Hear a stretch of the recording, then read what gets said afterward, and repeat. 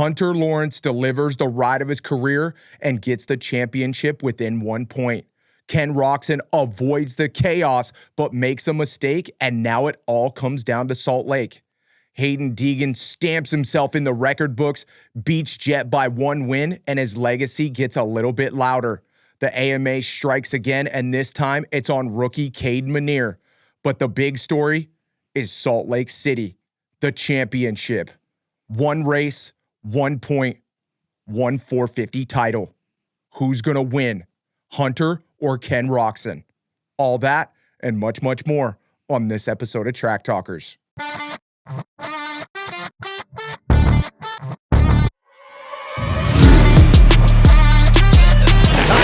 Nap on the 723.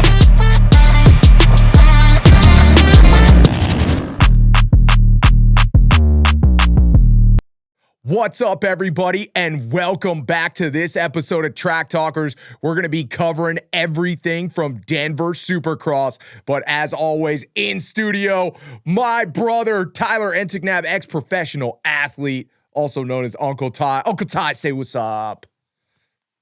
What's up? What's up, my dude?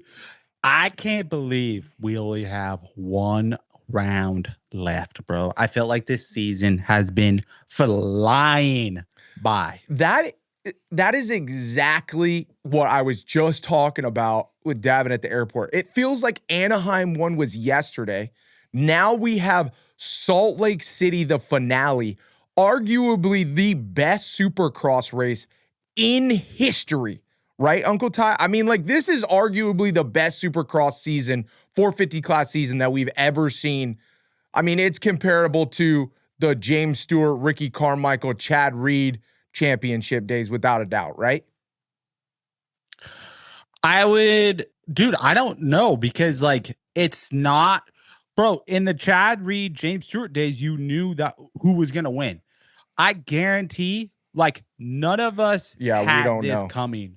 Going back into January, even December, was like, oh, yeah, Hunter and Ken Roczen are going to be 1 point away, and then it's going to go into the final round, bro. Like, whoever's writing the script for Supercross fucking live, dude, is doing it right, and I'm on for the script, bro. I can't wait to see what happens in 1 week. Yeah, and I think that's really the biggest thing, Ty, and you summed it up well and quickly, is like, I don't think that anybody knows who's going to win this championship, because there's no doubt. You guys know it.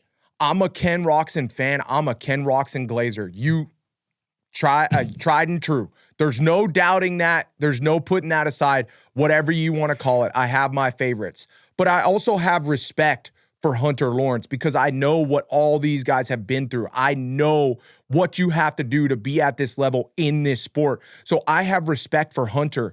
And it's like, as you see this season progress and as you see these things go on, you see these highlights from both the riders, right? You see Ken Roczen just absolutely putting his past behind him and putting all that trauma and that hurt and, you know, having to get back to where he was. And then you see Hunter Lawrence being in the shadow of his brother and not being able to shine in the spotlight and kind of being second fiddle, not having the speed that is that top tier guy and not being the fastest guy. And all of a sudden you're seeing both these guys break through at the exact same moment. And now it's coming down to the very last race of the season where the best man is going to win at Salt Lake. And I want Ken Roczen to win so bad because of his story and everything that goes on and just behind the scenes and knowing Kenny. But the harsh reality of this situation, Ty, and you and I both know it, racing doesn't care who you are. It doesn't care about your background. It doesn't care about any of that. All it cares about is who is the best man on that night. And we are going to find out what both these men are made of in Salt Lake City. Yes, we are. And that's what's going to make it so interesting. It's going to be so intense this whole entire week, all the way up to press day on Friday. Practice is going to be intense. Heat races are going to be intense if they end up being together. Like, you know that they're just like Right now, they're just basically two magnets that are stuck together. And we're gonna find out which one's gonna be on top Saturday night. And I literally can't wait. I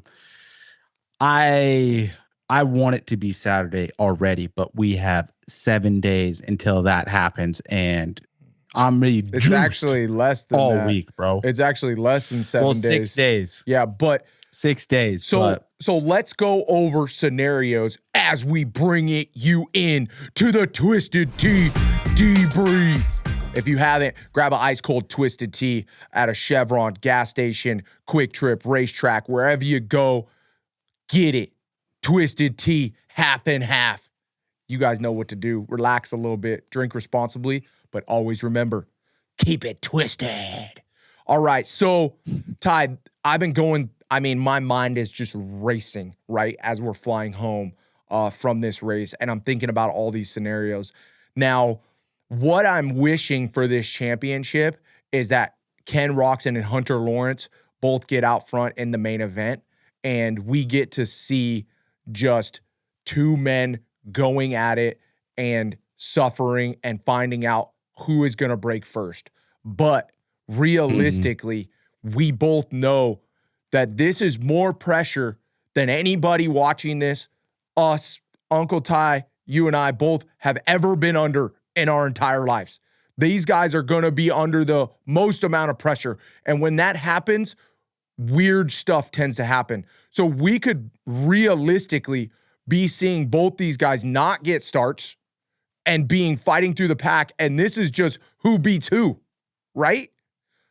Yes. Well, I mean, it's down to 1 point. So it just whoever finishes in front of the other one basically gets the championship. It doesn't matter if it's, 19th and 18th, 17th and 16th, 10th and 9th, like whatever it is, the one has to just finish in front of the other one and they get the championship. What's crazy. But I would see Salt Lake City going down Ty, similar to what it was in Denver. But Kenny will be, if Hunter gets a whole shot again, Kenny will do everything in its power to track him down. Yes. And I agree. So if they tie, right? And this is like really rare because it's 1 point. So you have to get like past a certain position. Ty, is there any way you can look up the points where it goes 1 point spread? So if they tie, it goes to the guy who won the most, right? Yeah, but they've won the exact same. No, Ken Roczen won 4 races. They both have 5 wins. Ken Roczen won 4. They both have 5 wins. Dude, I'm looking at it right now. 1, 2, 3, 4. You're right. Fudge. So yeah, it really does come down to who. Wow. So no matter what, even if they tie, whoever beats whoever wins the thing because they have the same amount of wins. Well, I mean, I guess I need to read the rule book on this, but I think then it goes down to whoever has the most podiums after that, if they tie. But that would mean Hunter is in front of Ken, 5th place or worse by 1 spot. Yes. And I don't see that happening because when you go up to 5th to 1st is a 2 point spread. One of those guys are going to be able to make it past 5th. No matter what. Like no matter what happens.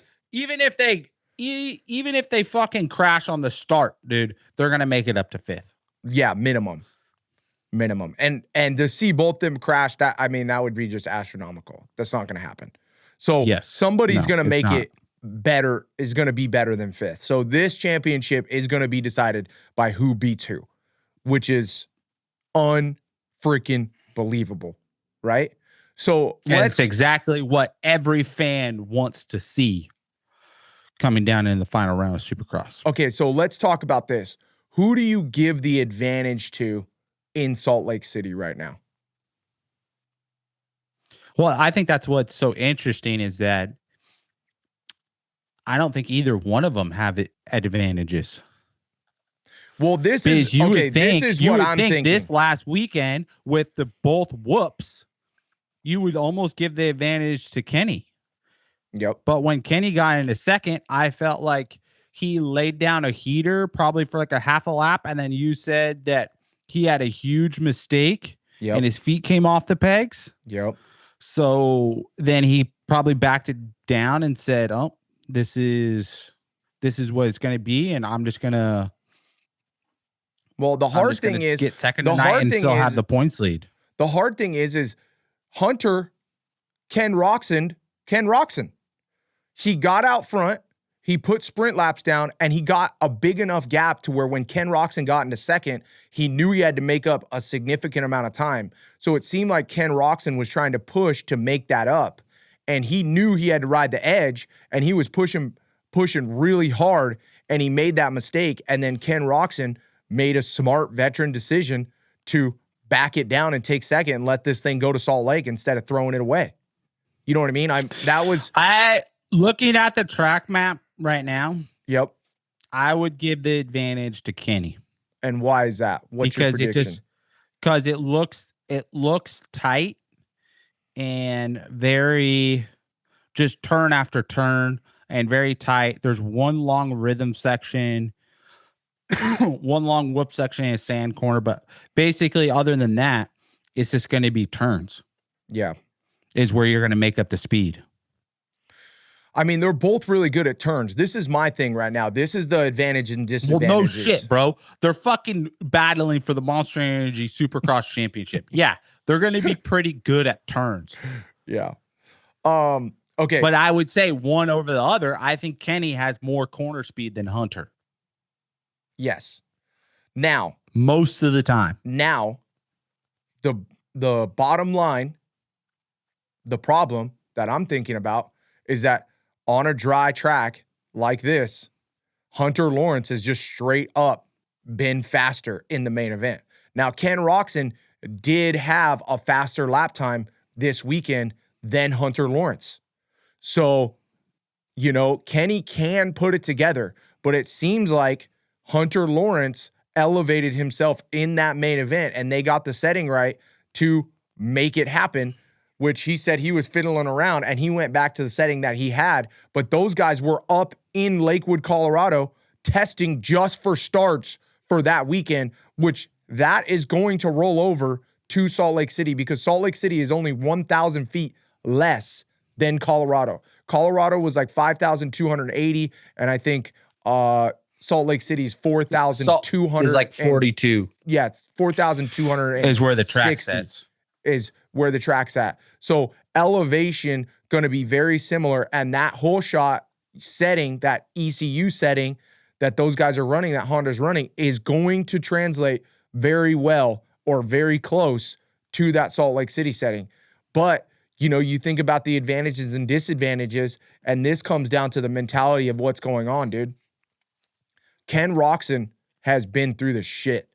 Ken Roczen, Hunter Lawrence has not been through a crash and the pain that Ken Roczen has been through and had it ripped away at a point in his career where he was probably the fastest he's ever been, right?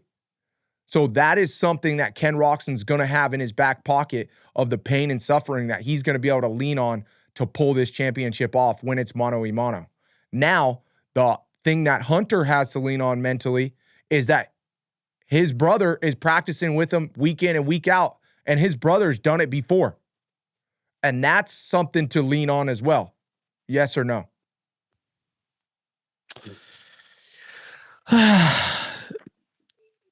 I mean, as much as that, like, you could, like, sauce it up and blow it up out of proportions and, like, paint the picture, and I kind of see what you're doing.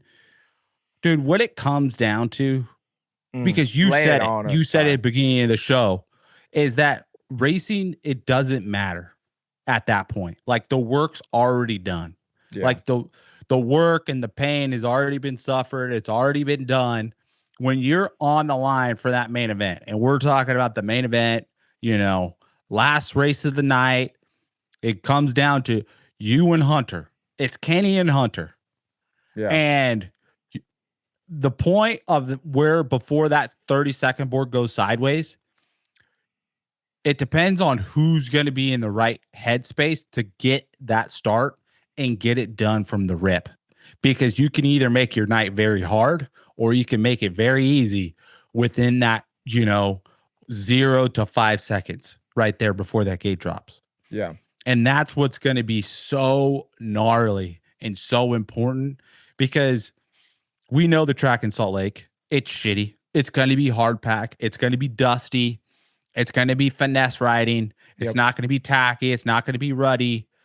So whoever can get that start, control the race, and be the safest, and that's out front, I think he's going to win the race ultimately. If that's Kenny, I think he's going to be able to fucking sprint and do it. If that's Hunter, then Hunter is going to have the speed to stay up front. Yeah. It's going to depend on that main event start, unless something catastrophic happens, or, Kenny just tracks him down, or Hunter tracks him down. But that's what's going to be super interesting, is who gets that start and who controls the race from the get-go, because one of them is going to get the whole shot and they're going to be up front. Yeah. So and that's where the other thing is, cat and mouse game is just so gnarly, where you just play it throughout the day and you just be in the best headspace as you can. Try to not think about the championship and just feel as loose as you can be. Because how do you even ride loose thinking about that all?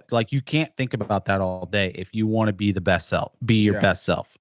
And the other big thing that you and I were talking about as well is Eli Tomac possibly, and we'll get into this more, possibly could have went and caught Ken Roczen, but it felt like he settled in. And now Cooper Webb really gave it his last shot at championship hopes, and now he's more than 30 points out. So there is nobody that's in this championship mathematically except Hunter and Ken Roczen, which are 1 point apart. So, and everybody knows that on the gate. Yes, and they have a lot of respect. Nobody wants to get in the middle. Yes. So I wouldn't be surprised if other guys don't really fight those guys very much going up through the pack. You know what I mean? They're not going to fight them that much. They're going to race their race, but they're going to, if they get up on them, they're going to get out of the way. Mm-hmm. And, this is a bold prediction, but you guys can mark it down. I'm saying whoever's in the lead, whoever crosses the checkered flag on the 4th lap in front of the other guy is going to be the guy that wins the championship. Crosses the finish line? Yes. Whoever crosses the finish line on the 4th lap ahead of the other guy is going to be the guy that wins the championship. Do you agree or disagree? I disagree heavily, because. So you think it's going to go back and forth? I don't think it's going to go back and forth, but let's just say the perfect scenario, right? I think if Kenny gets out front, I don't think Hunter is going to be able to have the speed to catch him.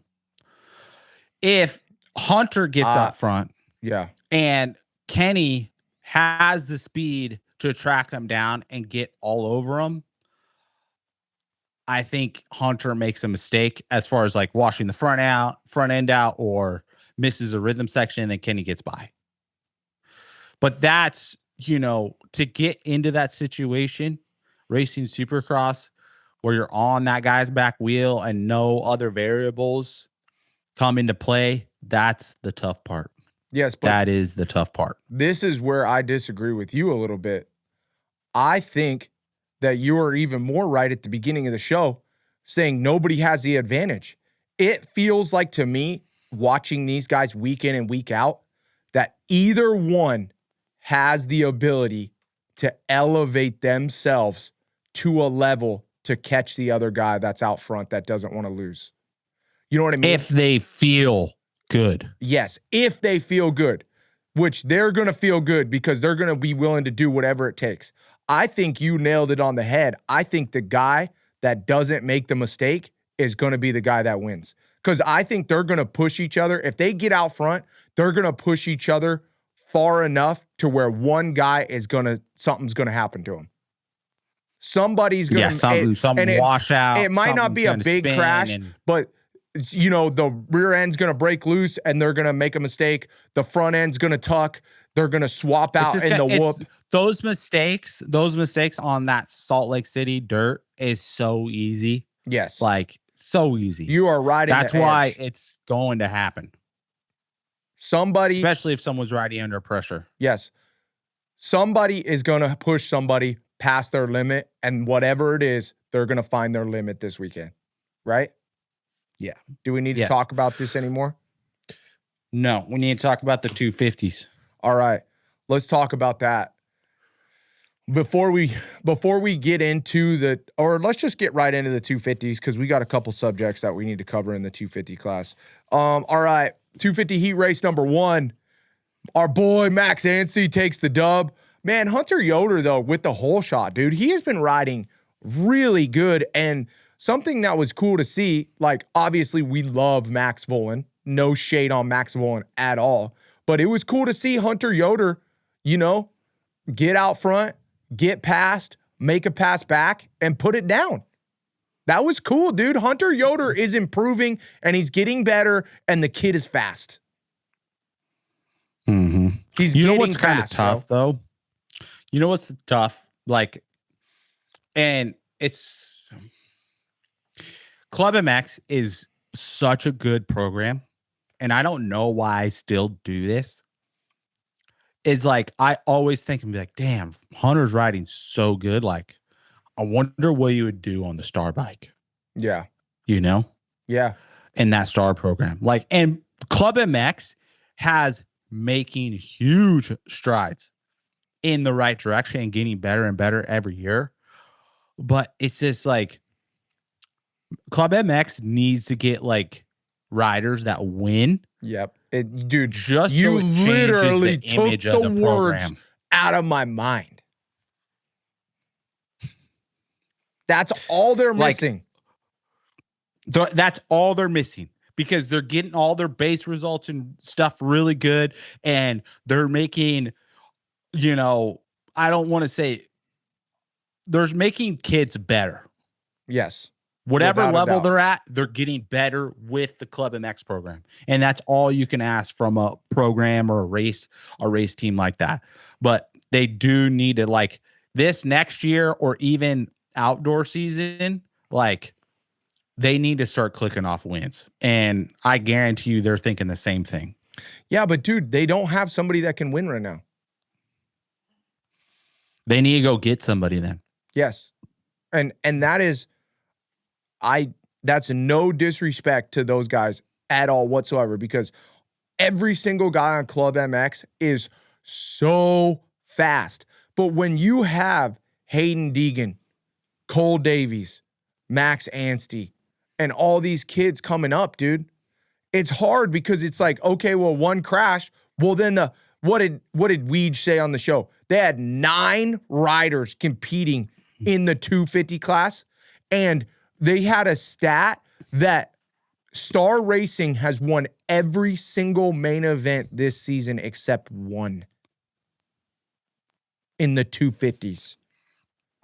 How do you, It's like one guy goes down and then the next guy's up. And how are you supposed to get your guys to fill one of those spots when there's nine of them at that elite level? And if you are practicing all the time and you don't have that guy that's winning to show your other guys that they should be winning because they're right there, it's hard to make that leap into that position. And like Ty was just saying, they need that guy at the Club MX facility that wins for those other guys to practice with every day to get the belief. Because when you get to the Hunter Yoder speed, it's not as much about speed as it is about mentality and belief of being a top guy.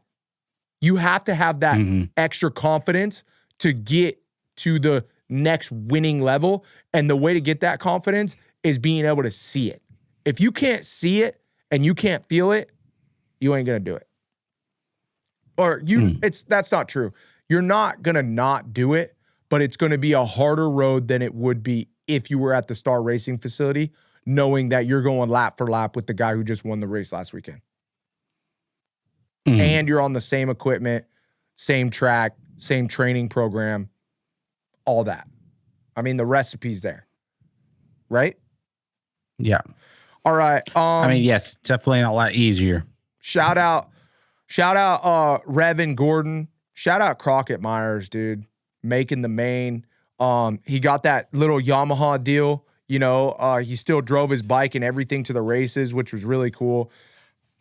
But, dude, that whole giveaway thing, Ty, has been absolutely amazing. I want to thank all the fans out there, all the people that helped out with the Crockett Myers. Ty, we raised $7,000 for Crockett Myers. Let's go, bro. $7,000 in like 4 days for Crockett Myers. That's going to be huge. This is for Crockett, dude.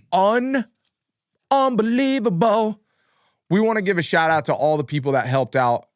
Andy from Guts Racing. Guts seats. Look at this. Look at this. The RF1 seat, dude. Andy texts me and is like, dude, how much money, where are you guys at on the goal? How much money can I give? And he's like, dude, how about I throw down two G's? I'm like, let's go. That would be fantastic. So go support Andy from Gut Seats. That was absolutely amazing. That was huge. That was huge. And then we got to give a big shout out to Scott from Paris Raceway. Dude, Scott was the one who came up with this whole idea. Scott texted me and was like, that's dude, freaking so sick. Crockett Myers, the podcast you guys did with Crockett Myers was unreal. This kid's a great kid. I want to throw $1,000 on Crockett Myers. And I want to get this thing going where I'll throw in $1,000, next guy throws in $1,000, and let's make a goal and get it going. So big shout out to Scott Cooney from Paris Raceway for having this idea and making it all happen. Moto Mavericks threw in $1,000. KMR Live, you guys seen him on the Instagram. Little kid wants to be a like kind of what we do. Little news reporter kid. He's absolutely tearing it up. Custom Upfits, Todd Ford, dude. Custom Upfits just did a whole van for B-Ray, Ty, for free. Just did it for him. This dude has been supporting privateers, and the moto community for a long time. If you guys need anything for your van, Custom Upfits, he donated $1,000. And NW Custom Dirt Works. Logan, been a longtime buddy of Crockett Myers, and he stepped up. NW Custom Dirt Works. That was really cool for him to do that. That's everybody that donated, came together for $7,000 for Crockett Myers. He goes out, puts it in the main event. You know, he's had only a couple days on that bike, but you better believe that this $7,000 is going to help so much for his program. You know, they're going to do some more suspension testing and try to get the bike better. Obviously, he's been on the Suzuki for a long time and getting that figured out. But, you know, he said he switched from the Suzuki. He got the offer from EBR to do it. He switched from the Suzuki because he couldn't find parts. You know, they had to rebuild the motor again, and then they couldn't find any clutch parts. They were all back ordered for like months and months.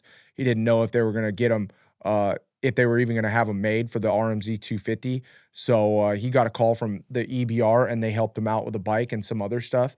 And he's going that direction, and we're really, really pumped for him. So thank you guys so much, all the Track Talkers family, for donating to Crockett Myers.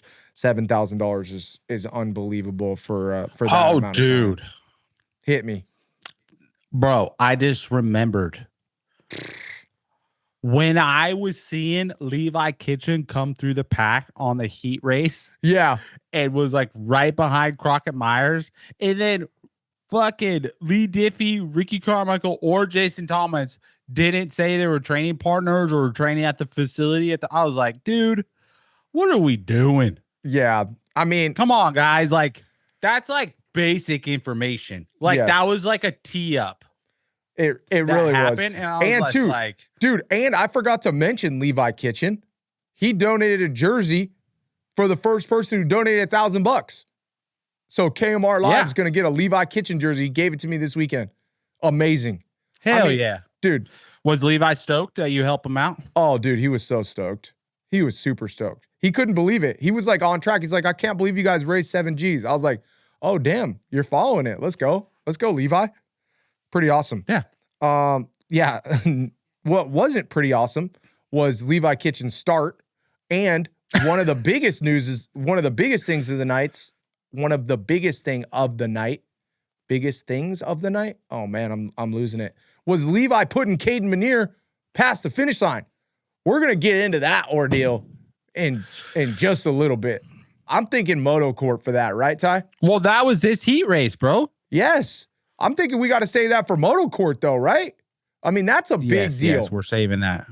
So that was a huge deal. So look. The only reason that Kayden Minear even got 12th was because that was the last guy that Max Anstie had lapped up to, or he would have got even worse. Damn. Because, yeah, I talked to Mike Pelletier from AMA. I went in there and I was then what? Hey, did you see what happened with timing and scoring? Because on TV, it looked like Cameron McAdoo made the main event in 9th. Bro, docked. And then all of a sudden, 2-position penalty for jumping on the red cross flag. Oh, they didn't say shit about that. Bro, they were too worried about Kayden Minear. It says rider 142, Cameron McAdoo, 2-position penalty for jumping on the red cross flag in sector 3. And the heat race and the main event? Heat race. I mean, I feel like that should be information that they should put on the broadcast, because when I think they were more worried about the Kayden Minear and thing. I saw Cameron McAdoo in the LCQ. I'm like, why the fuck is Cameron McAdoo in the LCQ? He made it. I saw him get 9th. Yeah. So yeah, that's what happened. And then that 800, that 800 guy, bruh, you gotta chill, dog. You're talking about Preston. I wish I knew how to say Preston's last name better. I'm gonna hack it. Marciangelo. That's it. Marciangelo, dude. Marciangelo, dude. What do you mean? What do I gotta chill on that 800 dude for? Because if you call him the 800 dude one more time and don't call him Marciangelo, I'm gonna be pissed. He is not the 800 dude. That's Mike Alessi. He was riding kind of riding like a little Alessi-ish in the beginning of that heat race, bro. Hey, he was stuffing fools. When you're a privateer, bro, you got to do what you got to do. I mean, I'm just saying that 800 number was having, it had the Mike Alessi-esque ride going on, huh?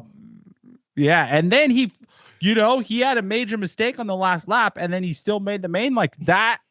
That's huge. They need to note that. Yeah. Yeah. Because I was hella confused when the LCQ started. Ty, you're confused all the time. I love you, bro. No, I'm not. I'm usually pretty sharp. You are. You're on it. All right. Are we ready for Heat 2 yet? Yeah, bro. Joshua Varese was ripping, dude. Best ride of Josh's life. I loved what kind of a problem he was for Haiden Deegan. Well, dude, you know what was cool? You know what was cool about the whole thing? That, I haven't seen? Haiden Deegan had to watch out because Varese cut down on him so hard that it scared him. And he's like, dude, this fucking guy's gonna chop me and take me down. Bro, Deegan was doing I think Deegan was trying to pass him like a lapper. And was like, oh, this guy's just gonna let me by. Yeah, you better put some respect on that fool. And then he's like, oh shit, this guy's actually riding pretty good. And dude, he refer to my boy as Joshua Varese, dog, not this guy. Joshua, I'm just saying from Hayden's perspective, he was probably like, this guy is not letting me go by. Like, what the fuck? Yeah. And then he jumps in the sand, tries to cross over on Joshua Varese, makes a huge mistake. And then you could see Haiden was like, oh shit, I gotta I gotta go. I need a ride. Yeah. And then he started riding, and then he was like, oh, okay, this guy's gone. Yeah, but it was funny. But Joshua Varese was ripping. Well, the reason that he made the mistake in the sand is because Joshua Varese cut down on him before the whoops, and then he just pinned it in the sand. He was ready to die for the city, dude. He was ready to go down for the city. You see Joshua Varese, and Deegs knew because he was going to try to outpower him and just like muscle him and get in front of him. And Joshua Varese is like, okay, hit me, bro. Let's go. We're going to go down together then. If you're taking me out, we're going down together. I ain't letting off. But either way, Joshua Varese, great ride. Lux Turner, great ride. I know Lux Turner's, I mean, he's just finding his speed right now, right? Yeah. And Robbie had a really good, Robbie Wageman had a really good ride in that heat race too. Yeah, he did. Well, I was pretty stoked on. Yep. Great ride for Robbie Wageman. Great ride for a lot of guys. Good to see Carson Mumford back. He was ripping. Haiden Deegan put it down, obviously. But yeah, that good ride from all those guys. That was a good heat. It was a little after Varese kind of got passed by Deegs, it was pretty boring though, right? Yes. All right, 250 LCQ, Cameron McAdoo wins, but I mean, did Kayden Minear just want to give us a heart attack? Like, was that what he was trying to do? Oh my god, or like, bro! what? When I seen him on the ground, The ground, I was like, worst case scenario. Like, okay, so Kay Dudney ripping, Landon Gordon podiums, and then Kayden Minear down in the LCQ. I was like, this is not gonna be good, bro. Like, we're going back to the Star rig, we're going back to the Star facility, and this is not gonna be good. And then of the sudden, bro, no. You can't even start moving forward after that. Because did you hear the story about Kayden Minear going and pleading his case of saying that he wants to go pro and he wants to do it at Salt Lake City and he's ready to go pro? No, was that on the broadcast? Yes. They've made the decision for him to race Salt Lake City this week. They didn't even have a bike for him. They had to fly out a frame and a couple other like parts to make sure they had a bike for Kaden Minear. Wow. Put the whole thing together, and then he arrives in Salt Lake City and you mean Denver races. Yeah, Denver. I mean. Wow. So that was all on the broadcast. Yeah. I missed that. I didn't even know. That was all on the broadcast. So just straight like, but I want to go pro. And then that happens. No wonder he rode so fast in the LCQ. Bro, he had no other option. But I don't know if he just saw writing on the wall or what, like seeing these other kids like Landon and Caden Dudney do really good in the Supercross. Yeah. But he's just like, bro, I need to go out there or I'm not going to have a ride next year or something. I don't know. Yeah, that's like, probably I don't know true. What he was thinking. I mean, it's probably true because somebody's going to get clipped eventually. And if you're not the guy, then you're not the guy. Yeah, I know. But you have all outdoor season, right? All of them are going to race outdoors? Dude, I have no idea. Imagine the top 9 being all-star Yamaha. That would be... I mean, it could happen. That would be wild. All right. It could happen. All right, moving on. No, because we got some guys hurt. It can't happen. So, we got guys hurt. Either way, moving on to the 250 main event. Haiden Deegan pretty much made it look as easy as if like I could just go out there on a Star Yamaha and win the race. Bro, that boy was ripping. He made it look so easy. Like, and then when he even came off the track, bro, it didn't even look like he was tired. He wasn't, dude. It was less than a practice day at Star for him. He wasn't even trying as hard as he does during the week with Swanee. He got the whole shot like you have never seen before until you got to the 450 class. And then he goes around the corner and just puts in lap after lap after lap and makes it look like it's like, dude, what are you guys in, like the novice class, or like are you guys pro? Like, am I racing the SMX next? What's going on here? Like, that's what it looked like. And those guys are Ryder D, Levi Kitchen, all those guys are insane fast. And he just made it look like it was so easy.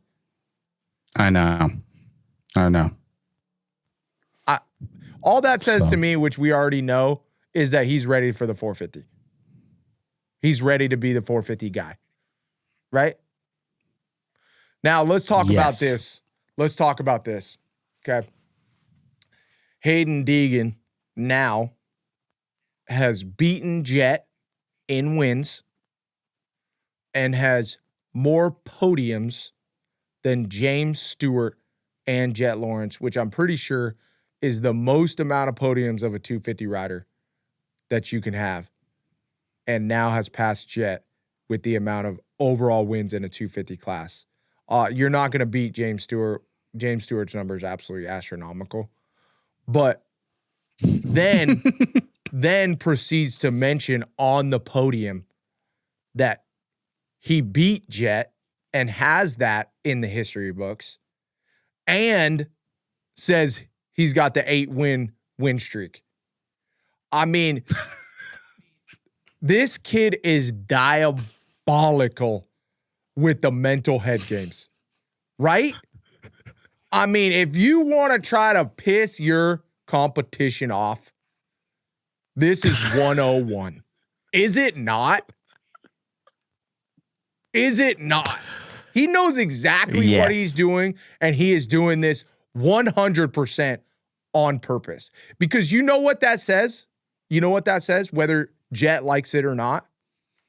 That Haiden Deegan in the history books is a better 250 rider than Jet. Whether Jet likes it or not, that's what it says now. Forever and ever, because Jet is not going back down to the 250. So forever, Haiden Deegan was a better 250 rider than Jet Lawrence.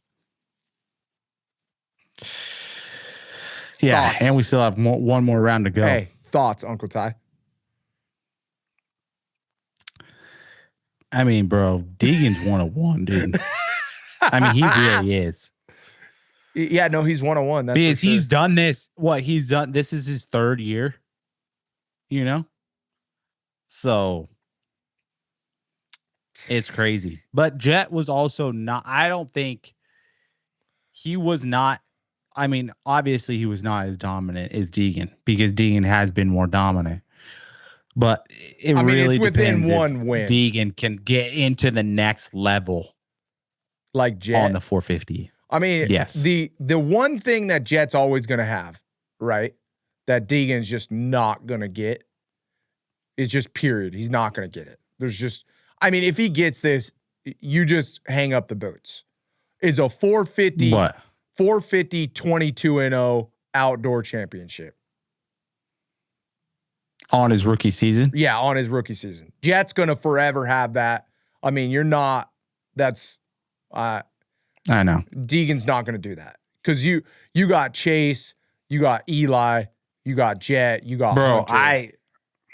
He's not going 22-0.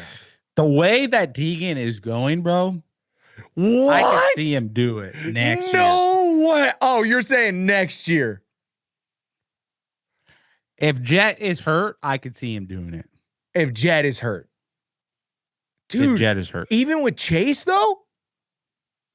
Yes, dude. Who is Chase? Chase is a 5th place guy right now. I mean, as harsh as that is, I think Chase would admit that right now. He's got to figure out his program. He did. I know and we're getting. Do you think that he's going to get better outdoor at higher speeds, hitting bumps at a higher velocity? You think that bike's going to get better? That's a good point. Ouch. I don't know, but I don't think next year he's going to get worse. I think next year he's going to be better. So, I mean, he better not get worse than 1 win. Yeah. I think he gets better no matter what. I mean, when you get put in the trenches, you're built by fire. You know what I'm saying? Yeah, but the problem is bro, like that speed, like the level that you have to be at. Ty said on the show that Deegan could go 22-0 next year if Jet isn't there. That's a pretty big statement, my boy. I'm just saying, like, it is a very big statement because I haven't seen him on 450 outdoors. But if he can get comfortable like he's riding right now, he can get that comfortability on a 450.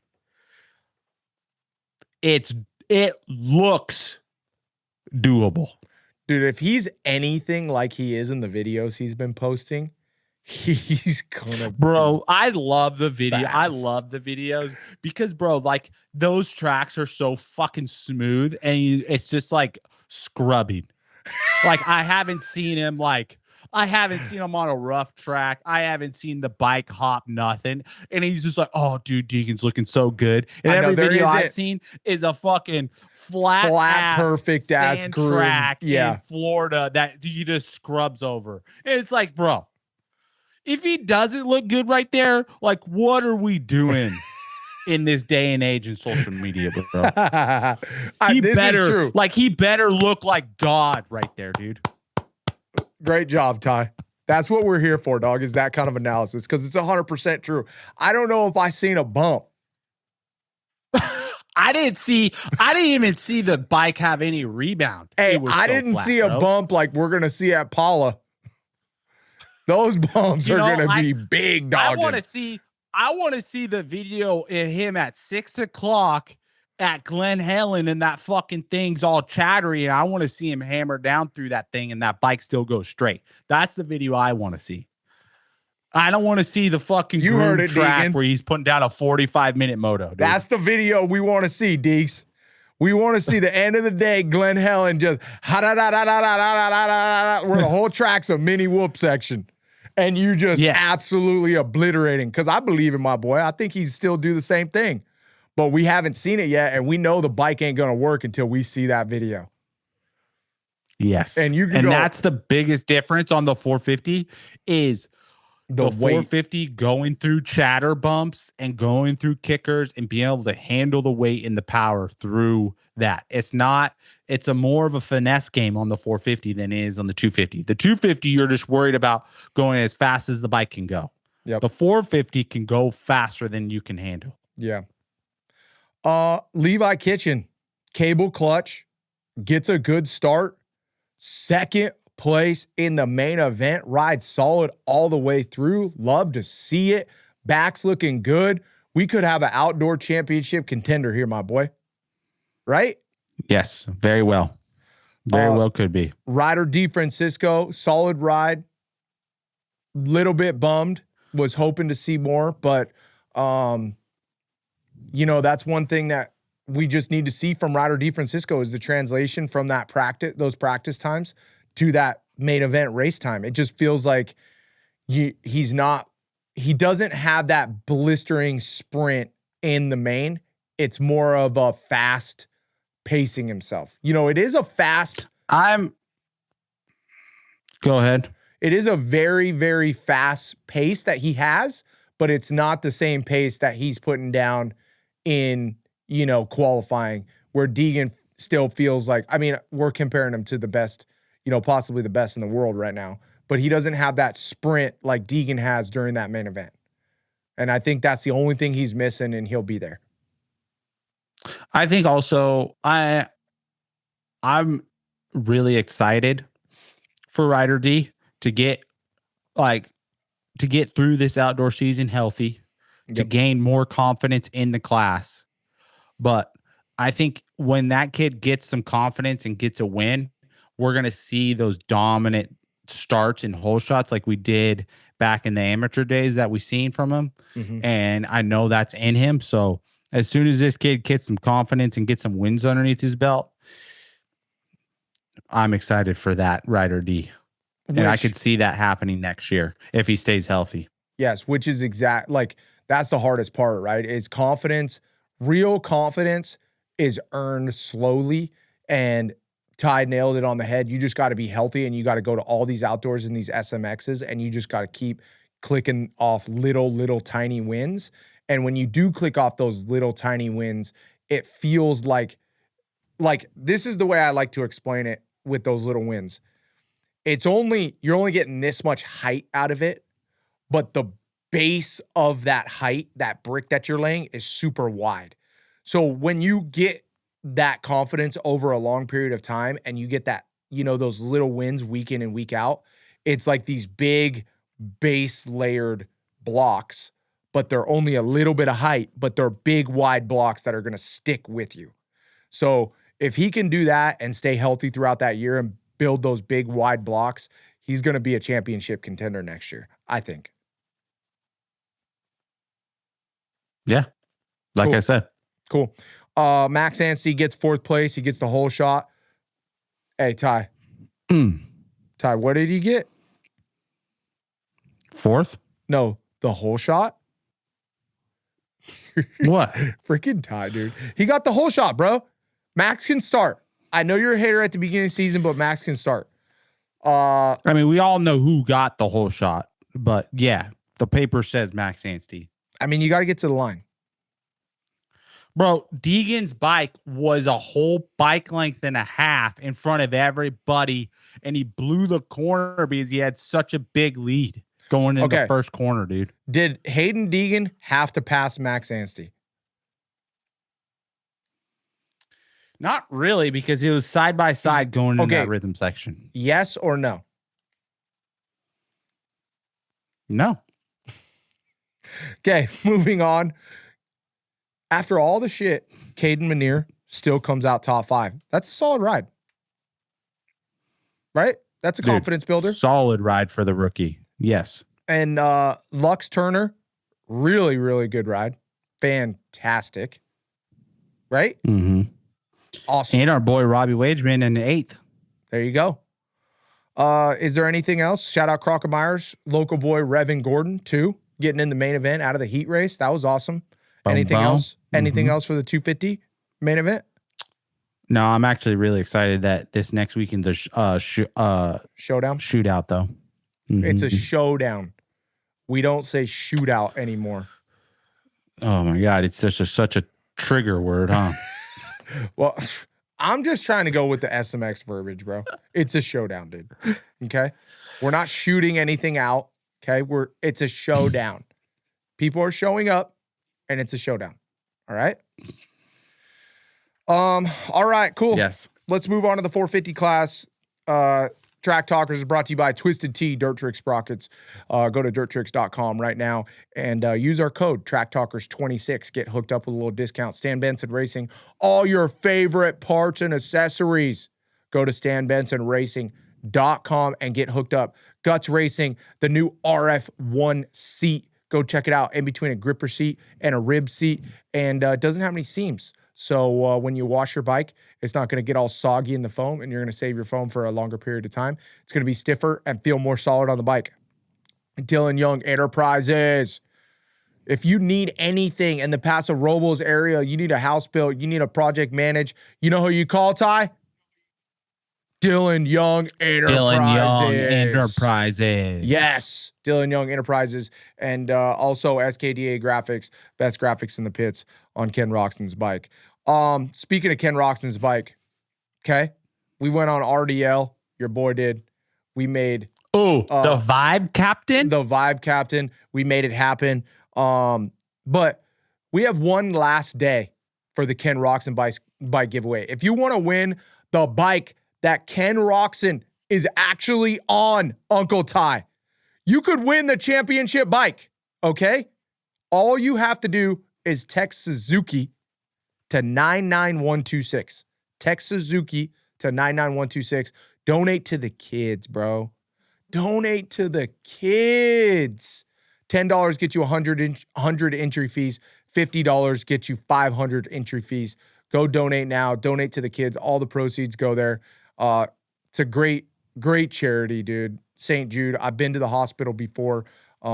It's cool to see all those kids and the excitement and what we can do for them. And it's just a little bit, but we're trying to do as much as we can. And it's cool to see Ken Roczen want to do that for the kids and the whole PMG team. So if you guys can donate, man, it's the last day today, okay, to get entered in to win the Ken Roczen race bike. We're going to give away at Salt Lake City. Remember, text Suzuki to 99126. We really, really appreciate it. So awesome. Great cause. All right, let's get into this thing, Ty. Heat race number 1, Hunter Lawrence doesn't get out front, right? Who gets the whole shot? Justin Barcia, bro. And then Christian Craig is like, I don't know how. Did you see so much speed through whoop the whoops, speed? bro? He just wicked it up, bro. Wicked it. Isn't it funny to see how people pass Barcia? How they just extra try to smoke him so they can't be touched. Like, it's so funny, the Barcia effect. You know what I mean? Like, nobody wants to even be close to that guy when you go around him. Like, at one hand, I love it because it's like, I can't believe a person can just put that aura on everybody that they don't even want to be near them when they get past. But on the other hand, it's like, damn, bro. Like, you're just known as the guy that's like hazardous. Not hazardous, but like you're known as the guy that is just going to take you the out, bro.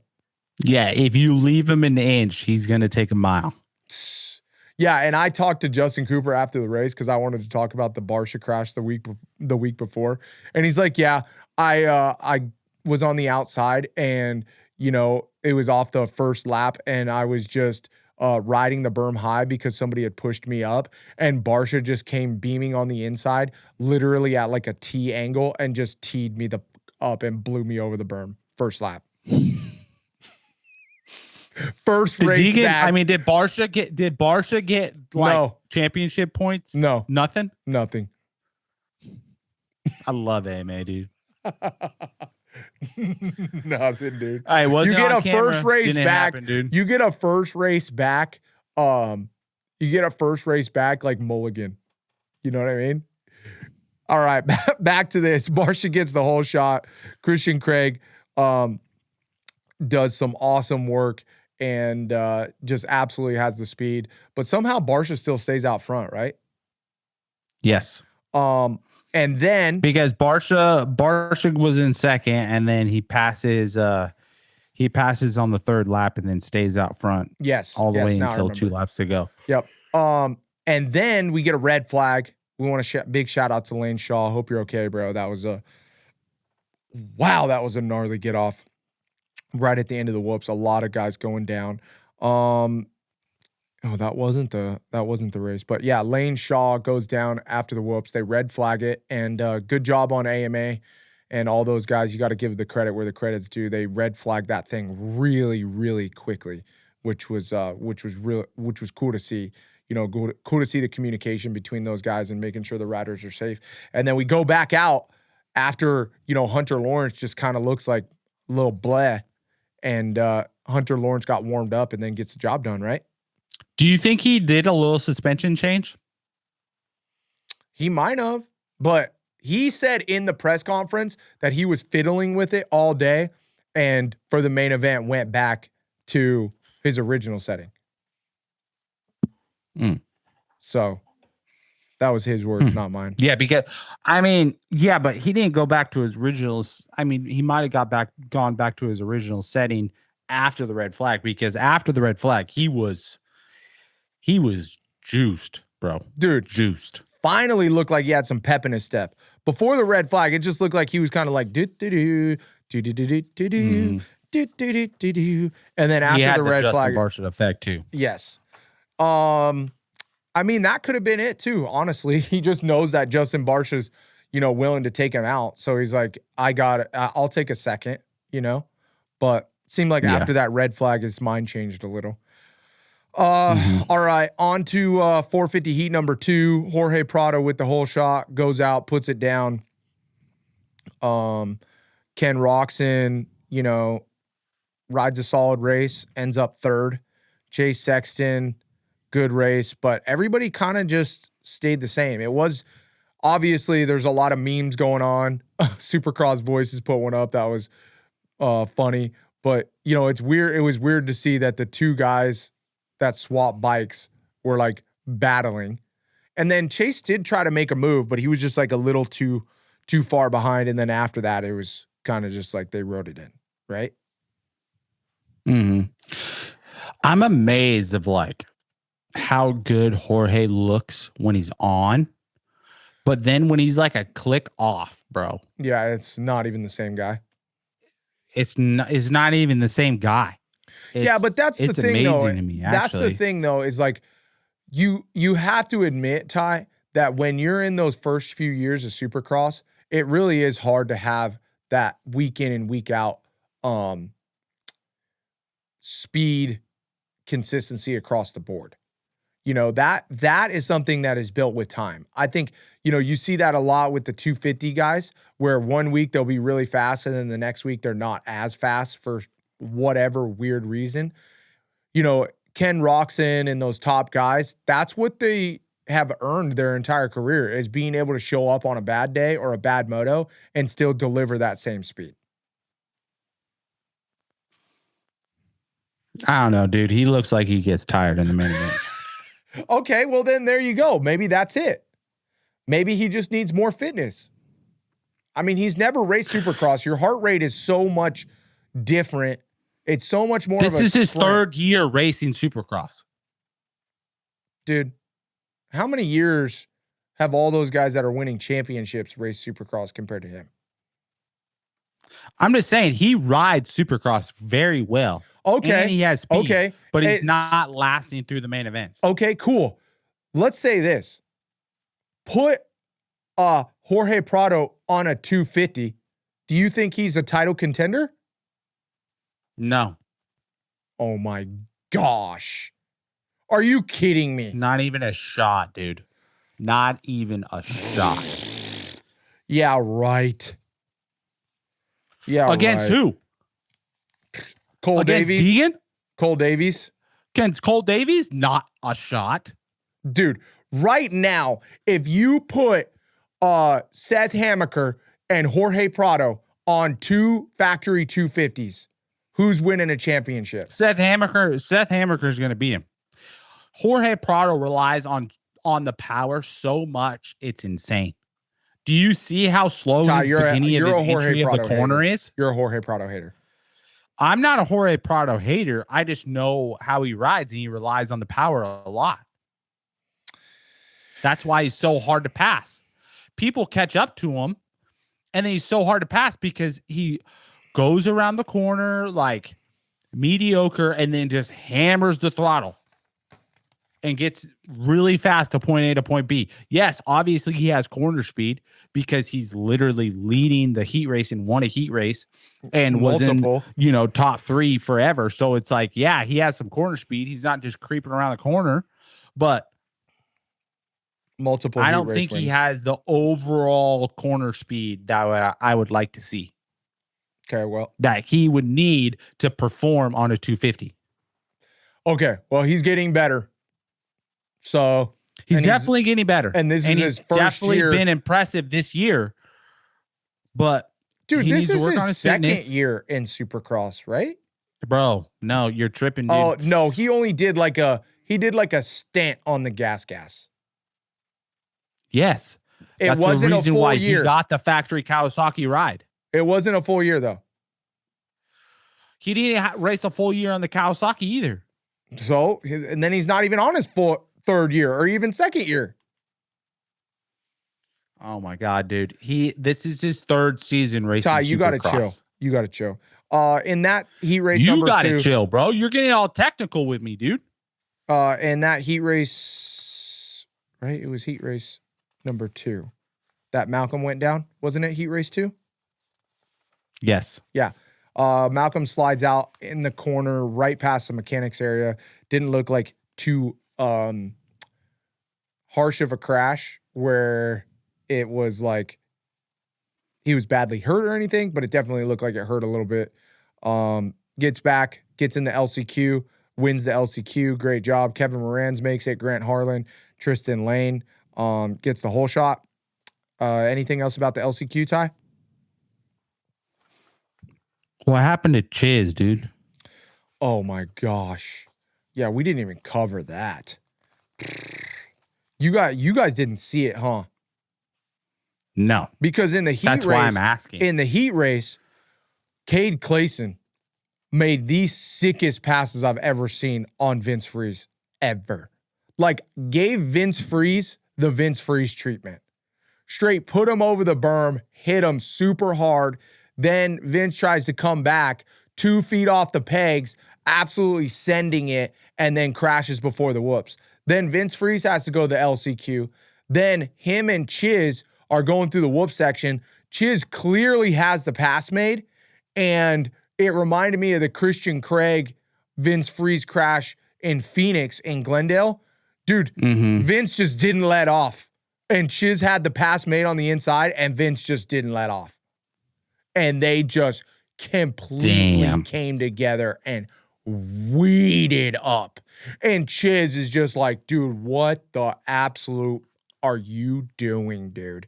Just looking at him, and Vince is just like laid out, like looking hurt, like all jacked up. Vince didn't get up for a while. And Chiz is just like, dude, this guy is the biggest dummy I have ever seen in my life. Getting up, like looking at him. You could see him like talking smack to him, like, what the f are you doing? Da, da, da, da, da. And Vince is just like laid out with all the medics, like taking care of him. And then Chiz gets up, still looking back, like if Vince is going to be all right so he can yell at him or not. And then Chiz rides off the track, and Vince gets up and walks away, pulls his helmet off, and somehow he's okay. But yeah, Vince had a rough weekend. Like, I mean, rough. So did Chiz. Rough weekend. Yeah, rough. All right, let's get to the 450 main event, bro.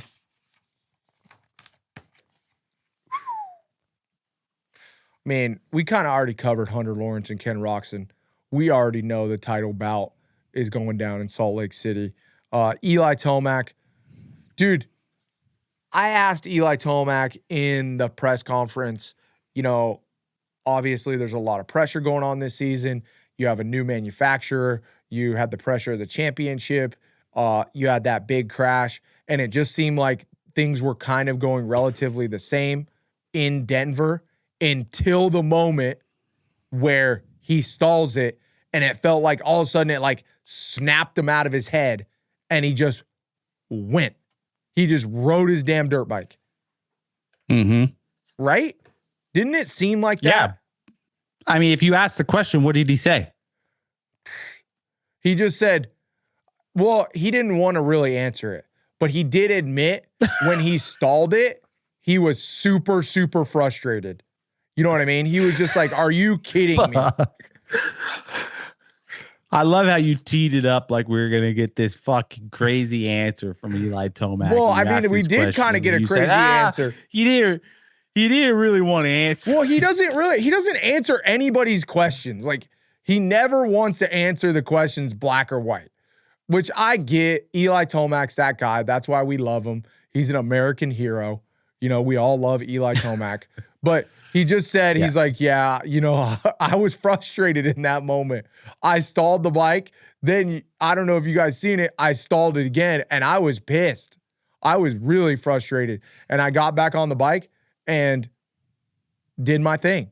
And, you know, he definitely didn't admit to, yeah, that snapped me out of my head, and I was able to ride my dirt bike and just leave the stress behind. But, you know, him admitting that it made him super, super frustrated also is admitting that I was just seeing red and I rode my damn dirt bike. You know? That's it. That's what you got to do. It sure feels like this is his last year. Doesn't it? With him coming back and making sure he rode Denver, it just is like, it kind of makes me feel like it's his last year. Damn, Ty, you're going to make me tear up, bro. I know, but I was thinking about it this weekend. And I was like, dude, you know, like, if it wasn't going to be his last year, like, why wouldn't he just be like, I'm done, I'm done for the Supercross season. I'm just focused on outdoor right now. Well, one of the big things that he said that I can respect, which again could be just Tomac, saying things for the press, but he said, dude, I was sitting on the couch, I felt good, and I love racing. I love to race. Said, so I wanted to go race. He said, there's a lot. And he doesn't know how many more Denvers he's going to have. So what you're saying is you're admitting. Better make sure I get this last one in. So you're admitting that last week I was kind of right. What? About him coming back because this possibly could be his last Denver. No, I'm not saying you're right, but it's a possibility. Oh my gosh, Ty. You remind me of Ash so much. Like, you remind me of my wife, bro. Like, I just don't know why you think you got to take. What? I don't know why you think you just got to, like, the wins are such a big deal to you. That's why. Like, dude, if you don't make the win such a big deal and we just move on, then I wouldn't give you such a hard time about you being right or not. It's a personal issue, dude. It's a personal issue. For you? Yes, it is, for sure. I got problems. I need to know when I win or lose. All right. You won on that. You might have won. You won like 75%. So we won't know until next year. That's true. It would be cool though that he just doesn't retire. If he does, we're not saying that he's retiring, you guys. Okay. But if it were to be some kind of retirement, it would be cool if he just came back and did like, select rounds and did that. But I don't think that's how Tomac is. It should be. I think he should be. Should be his last full season.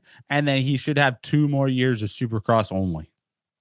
Ooh, that would be sick. That would be. And then him cool. Like racing like European rounds and stuff like that to make some good money would be sick. Yeah. Malcolm Stewart gets 4th place. Great job. Round of applause for Malcolm Stewart. Chase Sexton, 5th place. Bro. What? What do you mean? To have these guys finish to where they're at, bro, was so chaotic. With Dylan Ferrandis and Cooper Webb. I'm going to be honest with you. And then Chase Sexton riding then like 15th for like 12th. For he rode 12th for 7 laps, and then he went into 11th for like another 3, and then he was in 10th all the way until 21 laps. And then all of a sudden he was in 10th on the 21st lap. And then he moved into 7th. Then he was in 6th. Then he was in 5th. That's wild. I'm not going to lie to you. I vaguely remember all this happening, but don't forget, I don't watch TV, and my eyes were glued on Kent Roczen. Like, I barely caught the Cooper Webb Jorge Prado altercation. You seen that, right? Dude, the Cooper Webb, yes, I saw that. Bro, Jorge was a fucking idiot, dude. I knew you were a Jorge Prado hater. I knew it. I'm not a Jorge Prado hater, but in that situation, I saw the panic, and then I saw the indecisiveness of him not knowing what to do, but he didn't want to give up the position. And then he basically took out Cooper Webb for him just because Cooper Webb didn't know what he was going to do.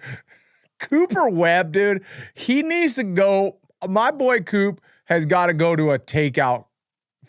He's got to go to Deegan's house, and Deegan needs to put a takeout clinic on for him. Like, he needs to show Cooper how to take people out, because this is like the 3rd time this season that he has connected fork lugs and he crashes when he's underneath the other guy.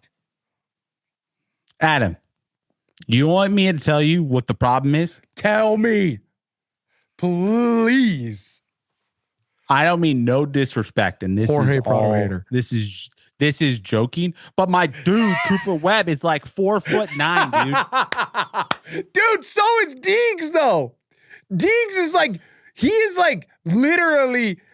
I'm not even gonna say that. That's I guarantee you, Short Kings unite, though, you dog. put Cooper Webb on a scale and you put Deegan on a scale, Deegan is like 20 pounds heavier than Coop. Not a shot. Not a shot. Deegan is smaller than Coop. I see them every weekend. Dude, Deegan is dense, bro.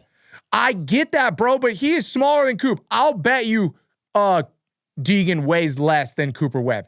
Dude, Short Kings unite. These boys, these two dudes are literally like the exact same height and size and weight. Like, it's the same, bro. Cooper Webb, Deegan, same. Give them the same haircut, they could stunt double for each other. I just don't know how we got onto Deegan, but dude, Jorge is dude. We got onto Deegan because Jorge Cooper Webb can't learn how to ride, bro. when you're throwing the white flag, basically. Jorge Prado hater. And you're rubbernecking to see where these guys are at. Bro, it's time to just rubbernecking. Dude, it's time to let people by and then try to hold on to that guy's rear tire for as long as you can. Okay. Let's bottom line Jorge Prado, okay? The kid's good at starts. He's on a better bike. He has a lot of sprint speed. He's out of shape. His fitness needs to be better. But the one thing I want to tell everybody, because there's a lot of fans on your side, which I understand it. I do believe that, if you're getting freight trained, you need to put up a fight, but to a certain extent. But you are only in the way until you're not. Remember that. Jorge Prado has been putting himself in the right position over and over and over again. The kid is young, and he is going to be fast as heck at the end of these motos once he gets better fitness. And he is not going to be in the way, and watch out. I mean, Ty, what if you're a team manager or you're Jorge Prado's dad, what are you telling Jorge Prado to do, dude? Get out front and hang on as long as you possibly can. That is like the recipe for success. Is it not? Yes or no? If you're Jorge Prado's dad, what are you telling? No, actually save it. Maybe that's who we're going to do for If This Was My Rider. That's what we're going to do. We're definitely not doing him. Nobody needs to hear that. Okay, so if you're his dad, what are you telling him to do that, or what are you telling him to do right now? If you're in his corner? Of course you are. It just sucks for everybody else. That's racing. I don't know what to tell you. The winner sucks for everybody else who doesn't win, but somebody's got to win, and there's only one guy who can do it. I actually don't have I have a little bit of a problem with you. Jorge, have a major problem, buddy. It's excusable.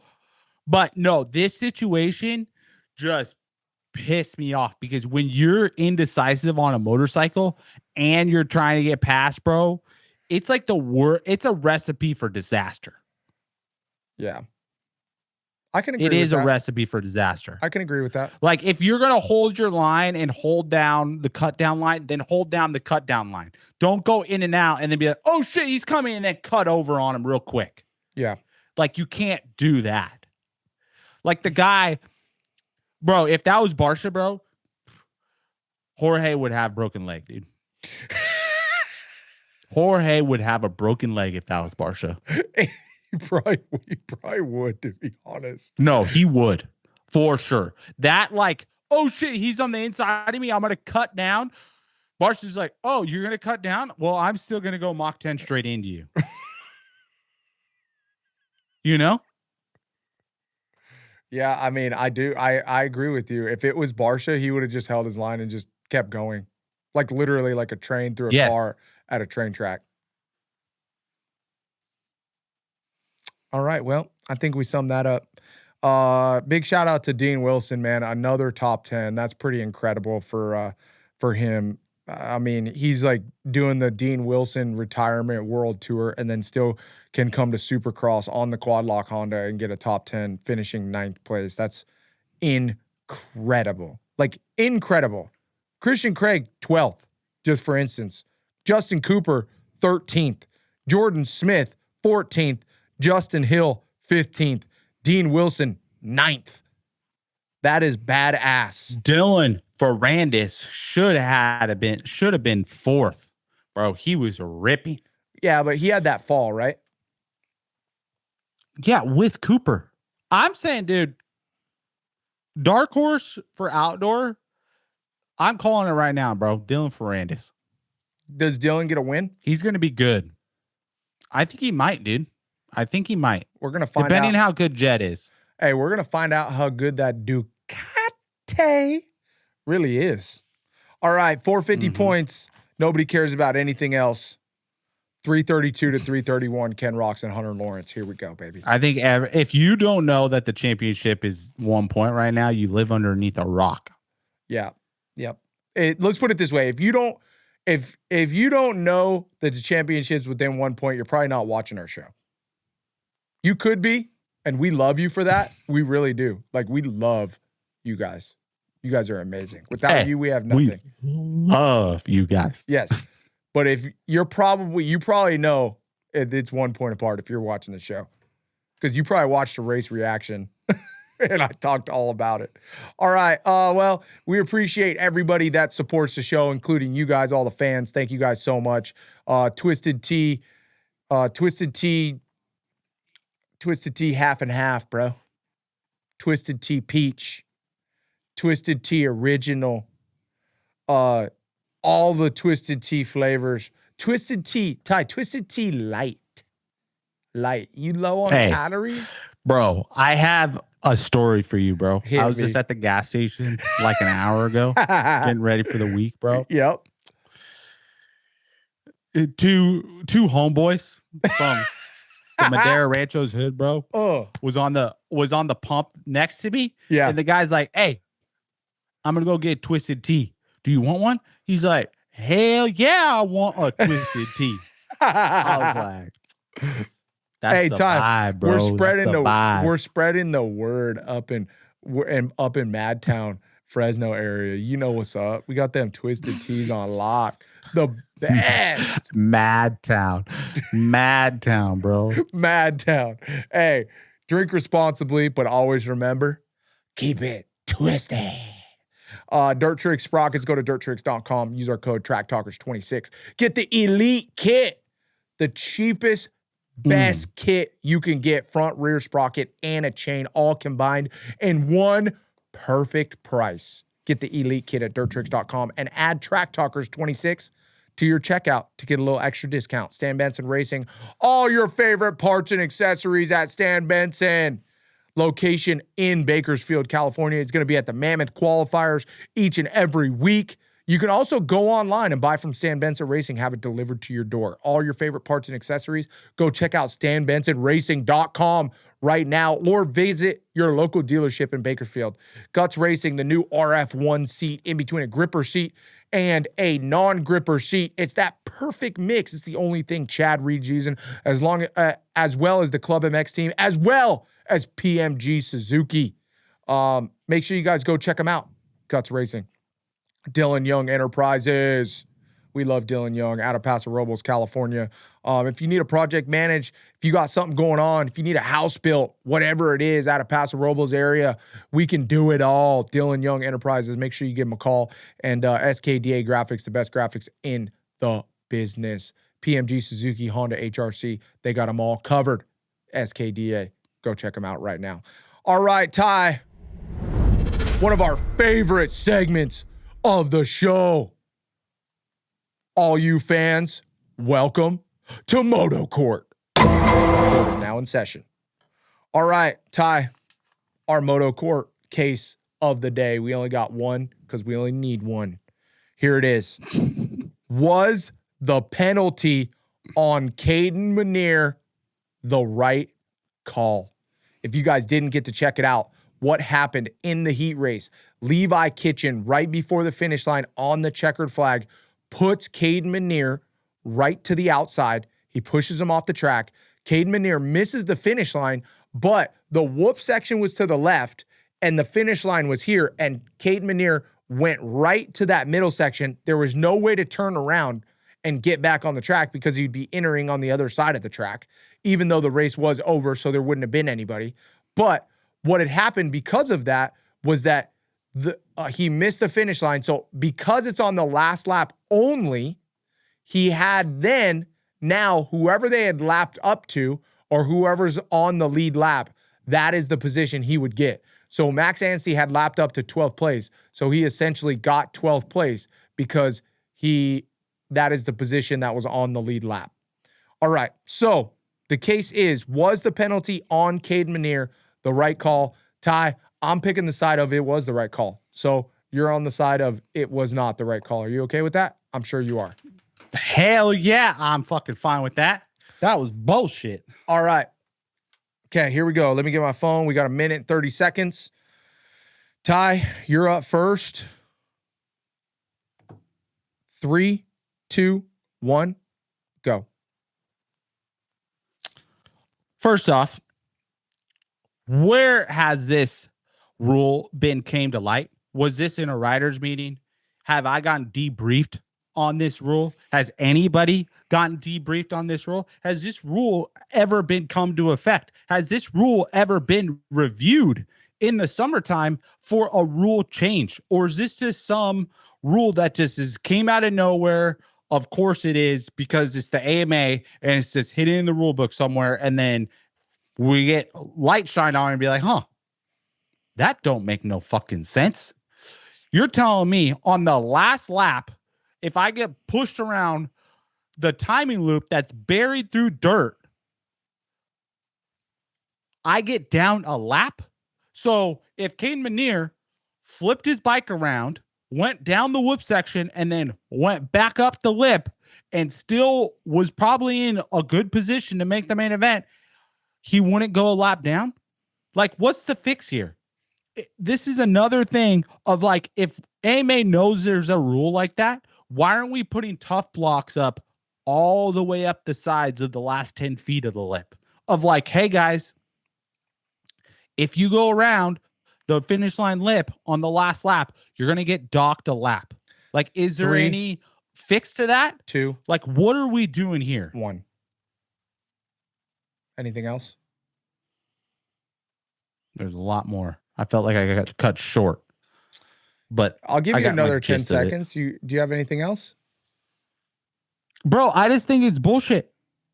Like, if Kayden Minear was aware of the rule, like obviously he's going to be now, he would have locked it up.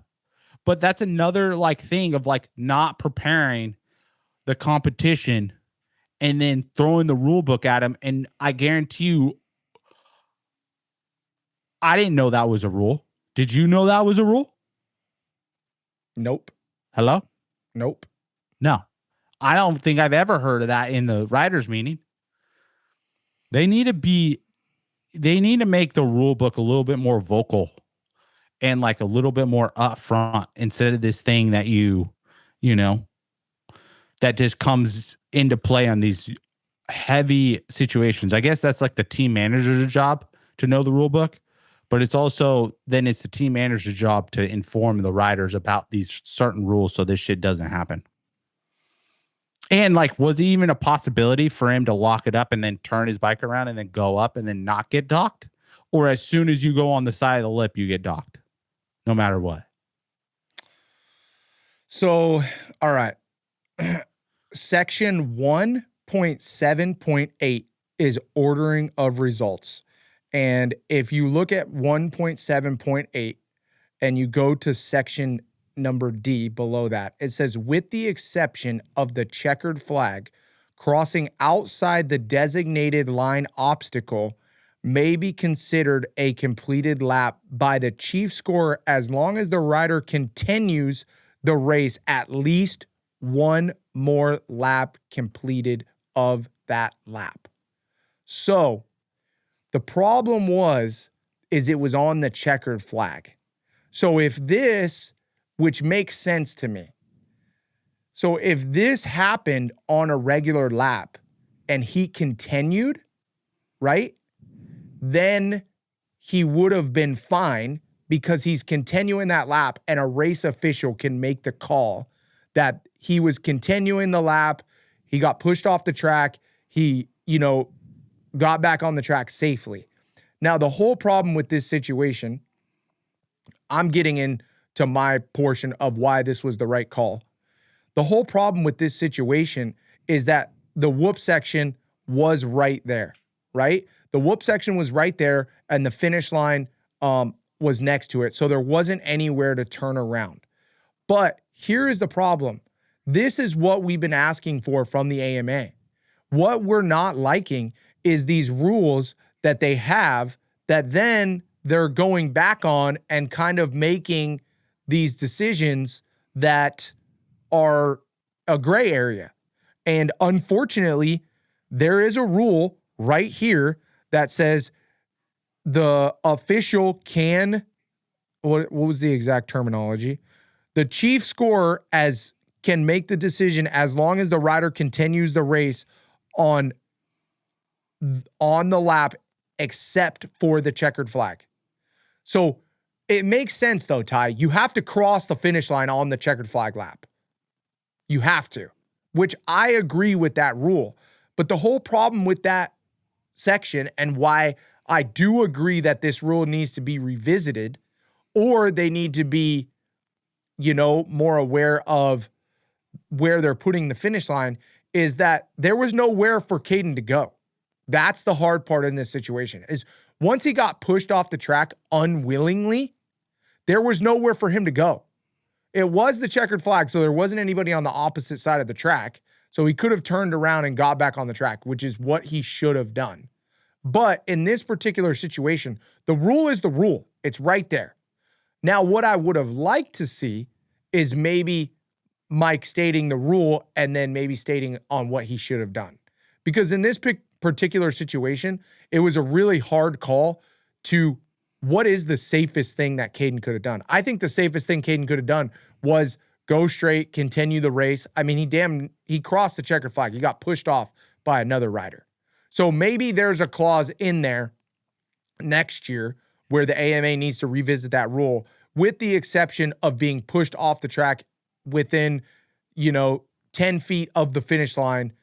You have to turn around and get back on the track, yada, yada, yada. Or with the exception of having to go reverse on the track. I'm not sure. The hard part is we need rules, right? We have to have rules. And I'm glad that Mike Pelletier and the AMA are doing these rules black and white, because we need some consistency. That's what we need from the AMA, is that consistency. It's just, this wasn't a perfect rule, and this was a particular situation where, it kind of sucked. It didn't seem like the right call, but the rule is the rule. And hopefully what they do is they can revisit that and revise that rule per the situation, because obviously there's going to be a lot of growing pains. Now to talk about what you were talking about. But the problem is that... Can I finish? No, because you're going to go over the most important part, is that I don't think it should be docked a lap. I think it should be docked a position at the most. Yes. At the most, that infraction should be a position, not a whole entire lap. You can do it on any other lap, but if you do it on the checkered flag lap, you get docked a whole lap. Like, what are we playing, dude? Are we playing Monopoly here or what? Why'd you say, are we playing Monopoly? Because it's like, oh, if you go around the finish line on the last lap, you get the back one lap card. If you go around the finish line on any other lap, it's okay. Yeah, I mean, this is the thing. I think they made the right call because the rule in the rule book states it specifically that that is the call that needs to be made in that situation. Do I think the rule is perfect? Hell no. I think that you are right. I think there should be something to where if you go around the checkered flag or miss the checkered flag due to another rider hitting you off the track, it should be docked X amount of positions. You know, maybe you don't get the exact position, but you got to get only docked. A whole lap was aggressive. I mean, realistically, if everybody was on the same lap, Kayden Minear would have just got 20th place or 22nd. That seems aggressive. The only reason it was only a few spots is because Max Anstey had lapped up to 12th. So he essentially could have gotten 22nd place.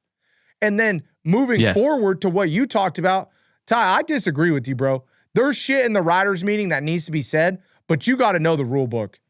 It is not up to everybody.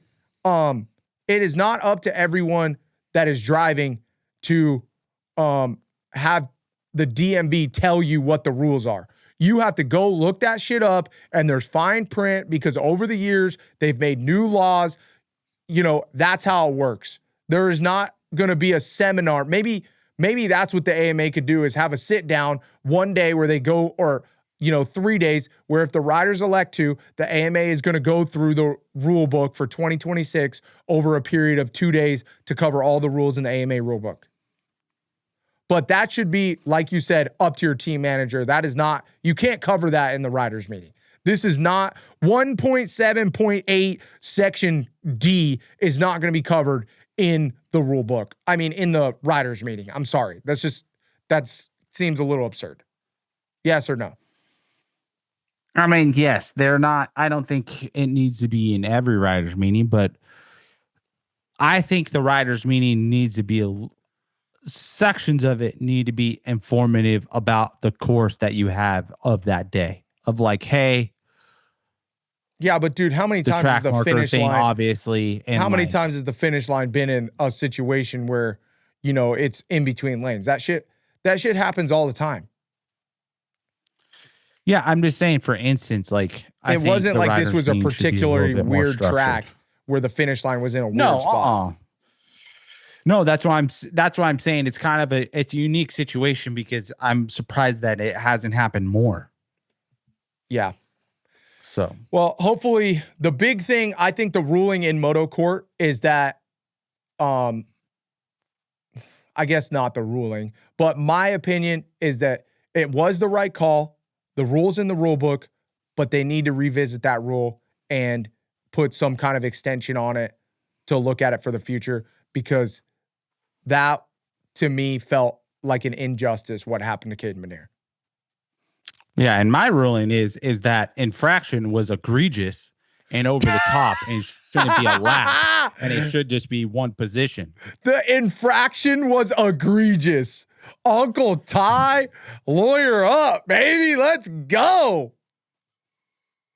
Love it. Can we wrap it up right now? Can we wrap it up? Yeah, I'm done, dude. All right, cool. Moto Court is adjourned. All right. Let's bring on our next segment, brought to you by Dylan Young Enterprises out of Paso Robles, California. If you need any projects managed, you need a house built, you need a pool built, whatever it is, Dylan Young Enterprises will get that done for you. Call them up. Best dudes in the business. Dylan Young, awesome guy as well. Local area. So cool that he supports us. Make sure you support him if you can. Thank you. Dylan Young Enterprises, best of the best. If this was my rider. All right, Uncle Ty, I'm going to let you pick. I got a whole list of names. Okay, so we got. I bet you do. For Supercross, we're going to go Ken Roczen, Levi Kitchen, Hunter Lawrence, Haiden Deegan. Now, what I was thinking is we could possibly maybe roll, if this was my rider, into a little bit of outdoor prep with Jet Lawrence or Joe Shimoda. You take your pick. Or I was also thinking we could do, if this was my rider, you do Hunter Lawrence and I do Ken Roczen. I like that. You like that? Mm-hmm. Okay, you're going to do Hunter Lawrence. I'll do Ken Roczen. Yes, obviously. Ken Glazer. All right, cool. I'll go first since you went first in Moto Court. All right. Thank you. Let's set the timer. Here we go. 3, 2, 1. Kenny, this week's a big week. I know there's a lot of pressure on you, bro, but you got to just try to put that in the back of your mind and relax. Enjoy your family. You've been saying it all year long. Keep doing what you're doing. Don't change anything. Go play with them kids, get in trouble, have them piss you off, and just go ride your dirt bike. But when it comes down to it, this could be the most important race of your entire life. The pressure is on. And what you need to do is you need to learn on, you need to lean on your past and the experience that you've been through.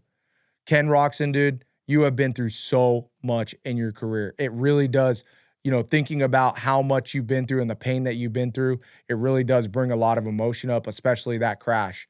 But you have to remember, dude, that is something that Hunter Lawrence does not know. And that is something that you're going to have to lean on, because in Salt Lake City, you're going to find out the man you are, the person you are, and the racer that you are. And you're going to have to lean on that pain and all that suffering that you went through and the sacrifices that made you who you are as Ken Roczen, and the belief that you were going to come back and the willingness to be a Supercross racer no matter what anybody said. It doesn't matter about the compartment syndrome. It doesn't matter about crashing and having all that past trauma. It matters that you're here in this moment right now to win this 450 championship and set your legacy.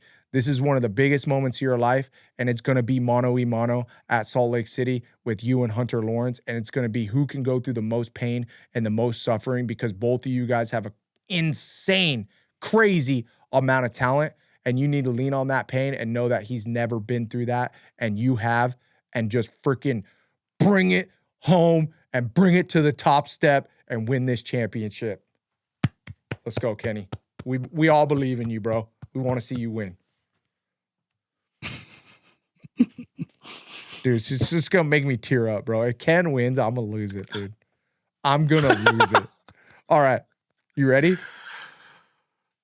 Yes. 3, 2, 1.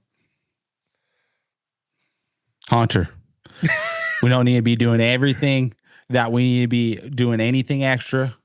We've already put the work in. We've already put our setting in on our elevation start. We just need to do exactly what we know how to do. And get that start, put our laps in. Jet has taught us very well on how to keep composed and keep focused on the task at hand. How bad do you want another supercar? How bad do you want this championship, because you're never going to get one over your brother again? How bad is this do you want to take it away from Ken Roczen? This is all on you, bro. And you put the work in. You've put the laps in. You've gotten the starts. You got your first win this season, and now you're going to get your first championship. It's not all on you, but all you got to do is go out and get the start when it counts and put the laps in when it counts. No extra pressure. Just flow, ride, and have fun, and enjoy that supercar at the end of the championship that you're going to get, bro. That's all I'm talking about. You don't need to be worried about outdoor. 10 Fuck seconds. Outdoor. We're just worried about Monster Energy Supercross and being the 2026 championship 5, of the world. 4. Is that it? That's it. Man, you're coming in like Kenny's like thinking about all the emotion, bro. If he's thinking about all the pain and suffering he's been through on the weekend, bro, he's gonna ride like shit. Dude, I don't know, dude. He needs to go out there, bro. I'm gonna say it right now. If he goes out there and be like, dude, this is just a hobby. It's just another day at Salt Lake City. That's the best mental space that he could be in on Saturday. I agree with you. Period. I agree with you. I think the big because thing, it's going to be the person that the championship doesn't get to, who can ride the freest. yes. If you're starting to think about the championship, bro, it's a bad spot to be. Yeah, but dude, look it. You also don't want to be the guy not thinking about the championship either. You don't want to be the guy. This is what you don't want to be. The guy that crashes all the time, that's just thinking, don't crash, don't crash, don't crash, don't crash. You have. Who thinks about crashing? Either one of them are not No, crashers other than Ty. like Hunter Lawrence. Ty, it was a metaphor. Neither of those guys are crashers. I'm saying don't be like that guy that crashes all the time, that when you go out there, your one goal is to not crash. You don't want to be the guy that's like, don't think about the championship. Don't think about the championship. Don't think about the championship. No, that is not what you want to do, because all you're going to be thinking about is the championship. Don't let the pressure get to me. No, fuck that. Yeah, the pressure's on. Of course it is. I'm a human being that's smart and fucking talented rider that's lived my whole entire life for this moment. I know the pressure's going to get to me. That's totally fine. Let that shit put it on me, baby. But you know what I'm going to think about? I'm going to think about that moment when I'm in that 450 main event, how much shit I've been through, and that I know I got more grit and I got more fucking pain tolerance than this other motherfucker, and I am going to get this shit done. I'm going to focus on what I need to focus on to be the best, and that's getting a goddamn hole shot, perfect fucking clutch release, and know that I'm willing to suffer more than that other motherfucker. Bro. No. Not a shot. Bro, yes. Not a shot. Ty, you think that there's anything in this world that is going to let you not be thinking and having the pressure on you for this championship? You can act like it, but the more you try to push it away, the more it's going to try to come eat you. You just got to be like, yeah, okay, there is a 450 championship.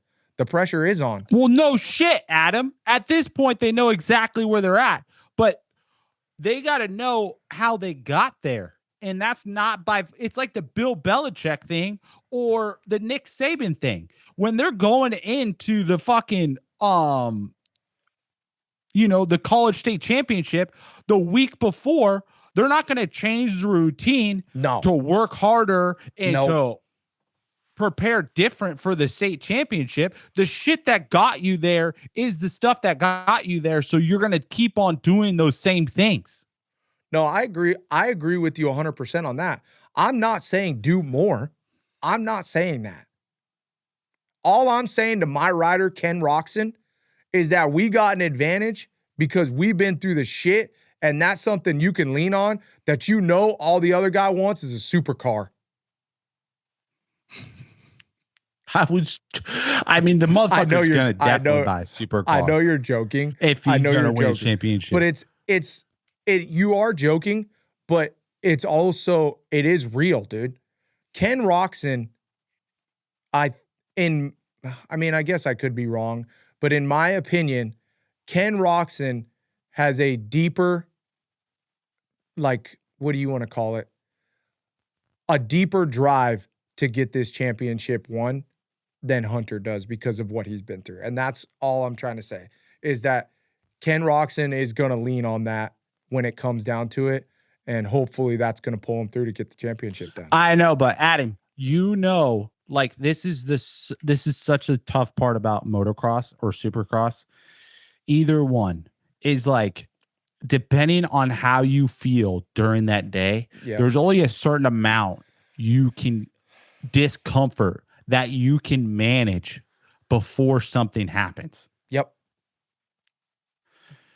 And everybody on that gate already doesn't disregard. They basically are disregarding their lives at a certain point. Oh, but without a doubt. With the championship on top of it, they are definitely disregarding the risk factor.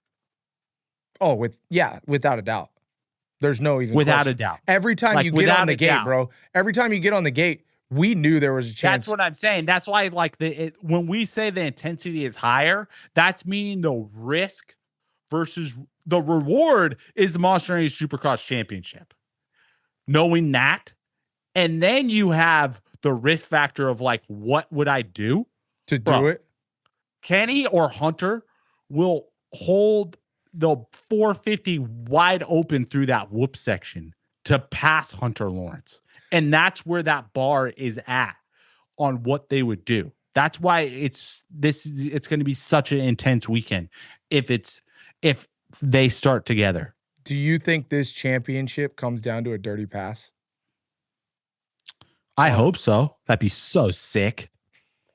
And then the AMA steps in, it's like, oh, Hunter, you get docked 2 positions, bro. Sorry. Oh my gosh. Imagine there'd probably be lawsuits. I mean, you'd be if you were Hunter Lawrence and you hit Kenny and took him out and won The and then second lost the time this points season. and lost the points because the AMA revoked him, you would be dumb not to file a lawsuit. But it's just that's so hard because you could recall the Zach Osborne takeout on Joey Savacci, and that didn't get revoked. And it's like, oh, Everybody kind of knows. I hope like, it doesn't come down to that. I I know. hope those two just race I know. each other. I hope the referees and the whole thing just stays away from it because everybody knows like when it's that situation, it's so tough. It's so tough. Like you don't want to like. It's like trying to win or lose a Super Bowl on like a bad call. Yeah, on a technicality. That's not. Yeah, Nobody that's not how you wants want to that. go out.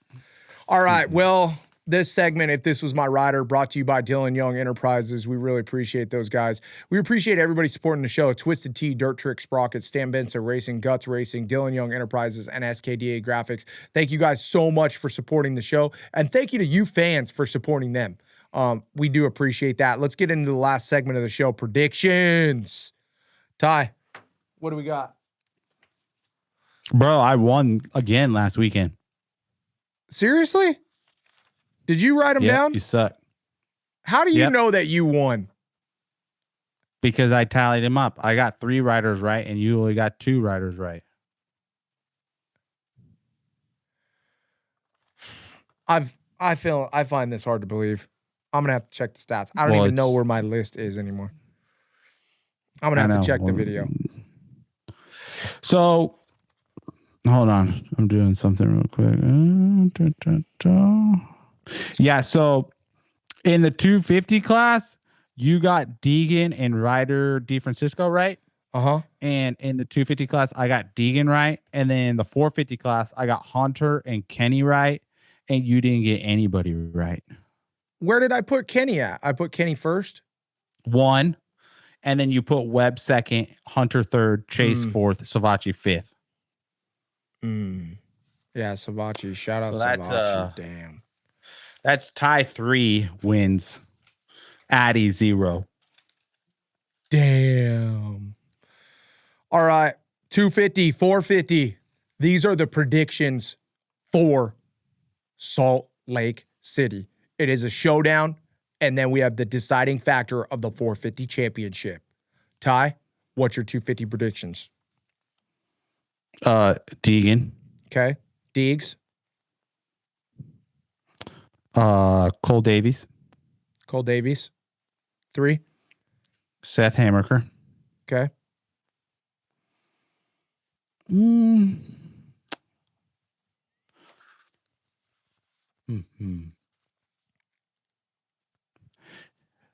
Nate Thrasher. And then Levi Kitchen. 450. Wow.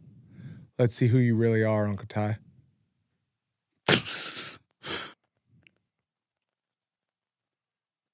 Fuck, dude. How's this going to go down? Kenny. Let's go.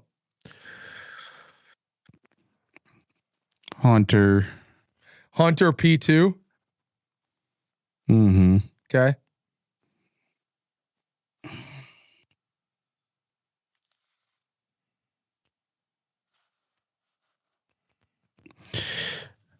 I don't know. Is Webb going to have a bounce back ride or? I don't know. Make a decision. Sail it in. Make a decision.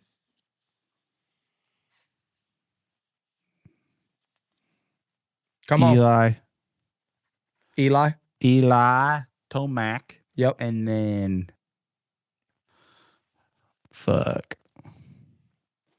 Webb. Okay. And then Chase. Sexton. Yes. All right. 250s showdown for Deuce. Deegs first. Levi Kitchen, P2. Seth Hammaker, P3. P4, Cole Davies. P5. Who's going to be P5? Ryder D.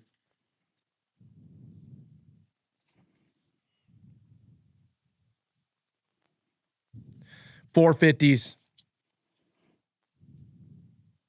Ken Roczen.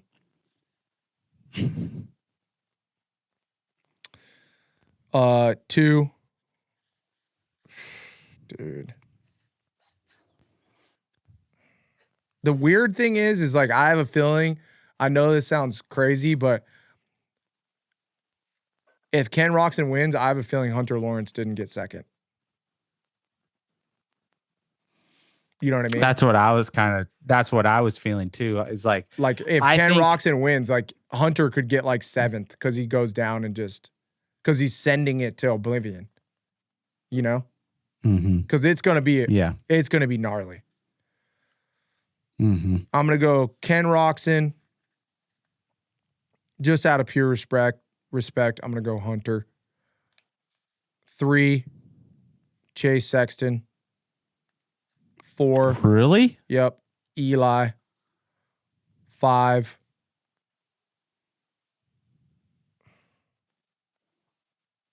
This is so hard. I want to put like Justin Hill or something, but I'm going to put Webb out of respect again. Dude, I put Webb in my RM fantasy on 5, bro, and he got 17th. I know. But I was like, he's not going to do that twice in a row. All right, guys. These are the predictions for Salt Lake City in the 250 showdown. 250 class for Uncle Ty, Deegan, Cole Davies, Seth Hammaker, Nate Thrasher, and Levi Kitchen. In the 450 class, Kenny's going to be on top. Hunter Lawrence in second. Third place, Eli Tomac. Fourth place, Cooper Webb. And fifth place, Chase Sexton. For Daddy Deuce, his predictions this weekend, my predictions this weekend for Salt Lake City and the championship. 250 class, Deegan, Levi Kitchen, Seth Hammaker, Cole Davies, Ryder DeFrancisco. 450 class, Ken Roczen pulls the championship out. Hunter Lawrence in second, Chase Sexton third, Eli Tomac fourth, Cooper Webb in fifth. Those are our predictions. What are yours? Comment down below. Let us know, what do you think is going to happen in Salt Lake City? We appreciate you guys watching. Ty, any life updates this week? No, dude. I just been doing yard work and catching up on some house things this week, dude. It's been crazy. Yeah, it has been crazy. I got back to Monster Jam. I got Monster Jam next week. You know what we got too, though, Ty? What? After this weekend, Stadium GP up in Reno. Uncle Ty and I are going to be there. Track talkers in full force. We're going to be announcing the Stadium GP event. It's going to be so much fun. If you're in the Reno area, make sure you come up and check us out. We're going to be there Friday and Saturday announcing the entire event. It was so much fun. I did it last year. But this year, we get to do it with Clint and Uncle Ty and I are going to be up there. Oh, you guys want to talk about a good time? That is going to be a good time. Make sure you guys check out the Stadium GP. Ty, dude, I really did have a lot of fun last year. I was bummed that you weren't there, but we got you there this year, right? Yes. Ty, what are you going to do, dude? Are you going to do rider interviews? Are you going to be on the floor with me? What are you going to do, bro? Bro, it's all up to you, my dude. I know. I'm running the show over there. It's going to be fun either way. We're going to have a great time. Should I have you do, hey, let us know in the comments, what should I have Uncle Ty do? Rider interviews? Should I have him do the show intro? Hey, we need to have like the winner interviews, dude, on the floor. Yeah, we are going to have the winner interviews on the floor. That's what I did last year. Just straight on the jump. On the jump, huh? Yes. We got a bunch of on the last lap. Yes, just have them park it right on the top of the lip of the jump. That's what we did. After everybody finished, they were on top of the tabletop finish line jump. Oh shit! And I think there's like a scooter race this year too. So it's gonna be a really good time. We're gonna have a great time over there. Big thanks to Tina for getting us up there once again. It's gonna be a great time. Make sure you guys check it out. Stadium GP. Ty, is there anything else you want to mention before we go?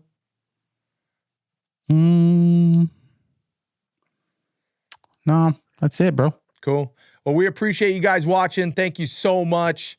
We don't have this show without you guys. We really need your help each and every week to grow this thing. We want to try to be as big as we possibly can. We want to try to grow this sport, and that all starts with you guys. If you guys don't watch the show, then we don't get the views, and we don't get the sponsors. So we appreciate you guys watching. Make sure you tell your friends, grandma, grandpa, aunt, uncle, brother, sister, whatever you got, mom and dad, please tell them about Track Talkers. We got some new merch, too, coming your way. Let us know down in the comments. Shoot, if you're still watching, what kind of merch do you want to see? Anything you guys specifically like? Any styles? Let us know the merch. Maybe even a color hat that you guys want. A color hat, a Track Talkers colorway, or anything else. We want to make what you guys want. So let us know in the comments. Thank you so much for watching, and we will see you after the championship is decided in Salt Lake City. Till next time, peace.